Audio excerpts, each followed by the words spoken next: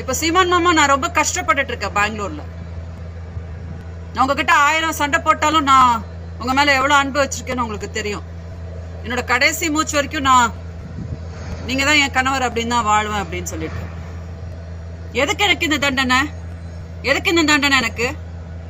தயவு செஞ்சு என்கிட்ட பேசுங்க. இந்த கோர்ட்டு கேஸ், இந்த சண்டை சச்சரவு இதெல்லாம் தேவையில்லை. நான் ஒன்னும் உங்க கள்ளக்காதலி கிடையாது. நீங்க யாருக்குமே பயப்பட வேண்டியதில்லை. இந்த வீடியோ மீடியா தயவு செஞ்சு என் கணவரான சீமான் அவர்கள் பார்க்கும்படி தயவு செஞ்சு டெலிகாஸ்ட் பண்ணணும் அப்படின்னு ரொம்ப மன்றாடி கேட்டுக்கிறேன்.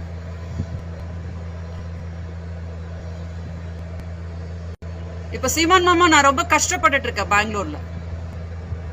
நான் உங்ககிட்ட 1000 சண்டை போட்டாலும் நான் உங்க மேல எவ்வளவு அன்பு வச்சிருக்கேன்னு உங்களுக்கு தெரியும்.